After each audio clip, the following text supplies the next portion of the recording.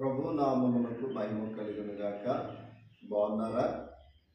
ప్రియమైన బిడ్డలారా, ఈ ఉదయకాల సమయంలో ప్రత్యేకంగా కేరేషు ప్రార్థన మందిరం ద్వారా అందించబడుతున్న మానదిన ప్రార్థన కార్యక్రమాన్ని బట్టి మీ అందరికీ కూడా ప్రత్యేక వందనాలు తెలియజేస్తున్నాను. ప్రియ తమ్ముడా, చెల్లి, పరీక్షలు బాగా రాస్తున్నారా? మీ కొరకు మరి దేవుని యొక్క సేవకులుగా విశ్వాసులైన వారు అనుదినము ప్రార్థన చేస్తూ ఉన్నాం.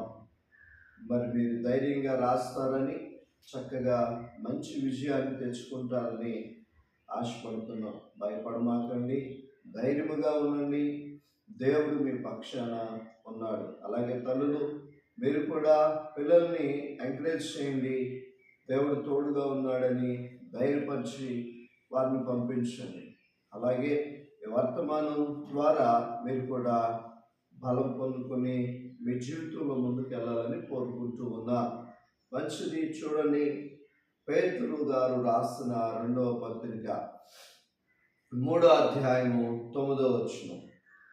కొందరు ఆలస్యమని ఎంచుకున్నట్లు ప్రభు తన వాగ్దానమును గురించి ఆలస్యము చేయువాడు కాడు గాని ఎవడనూ నశింపవలెనని ఇచ్చేంపుగా అందరూ మారు మనసు పొందవలెనని కోరుచు మీ ఎడల దీర్ఘశాంతము గలవాడై ఉన్నాడు. పేతురయ్య చక్కని విషయాన్ని తెలియజేస్తున్నాడు. దేవుడు ఎలా ఉన్నాడు అని చెప్తూ ఉన్నాడంటే, మీ ఎడల దీర్ఘశాంతము గలవాడై ఉన్నాడు. మన ఎడల ఎలా ఉన్నాడంటే చాలా దీర్ఘశాంతము గలవాడై ఉన్నాడు. చాలామంది దేవుని యొక్క రాకడ వస్తుంది, ఇంకా రావలేదు, యేసయ్య వస్తానన్నాడు, మరి ఇంకా రావట్లేదు, సేవకులు ప్రకటిస్తూ ఉన్నారని చాలా వ్యంగ్యంగా మాట్లాడేవారు ఉన్నారు, ఎదురు చూసేవారు ఉన్నారు. అర్థమవుతుందండి? ఇంకా రావట్లేదని వారు పాపాలు వాళ్ళు చేసుకుంటూ వెళ్ళేవాడు కూడా ఉన్నారు.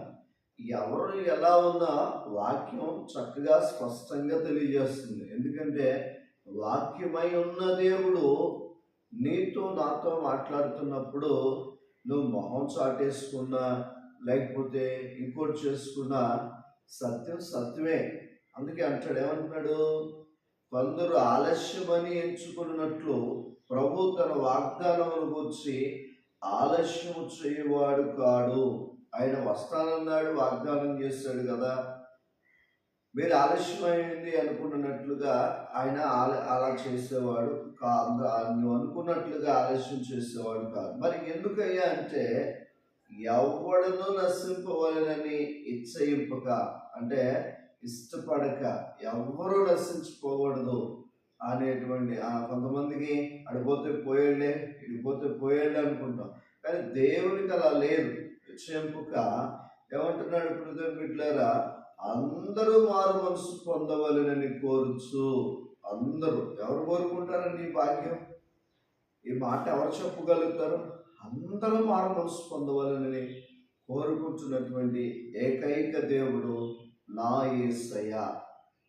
బిడ్డలారా, ఎవరు మరి చాలామంది పోయాడనే విధానంలోనే చూస్తున్నారు నేటి కాలంలో. కానీ నేను ఆరాధించే దేవుడు అందరూ మారు మనసు పొందవాలని కోరుచు మీ ఎడల దీర్ఘశాంతము గలవాడై ఉన్నాడు. ఇంకా దీర్ఘశాంతంలో చూస్తున్నాడు. అమ్మా, నువ్వు మారుతావని, చెల్లి మారుతావని, తమ్ముడు నువ్వు మారుతావని, అక్క చేతులు జోడించి చెప్తున్నాను. ఆయన ఇంకా దీర్ఘశాంతం కలిగి ఉన్నాడు. మీ ఎడల త్వరగా రండి, త్వరగా మారండి.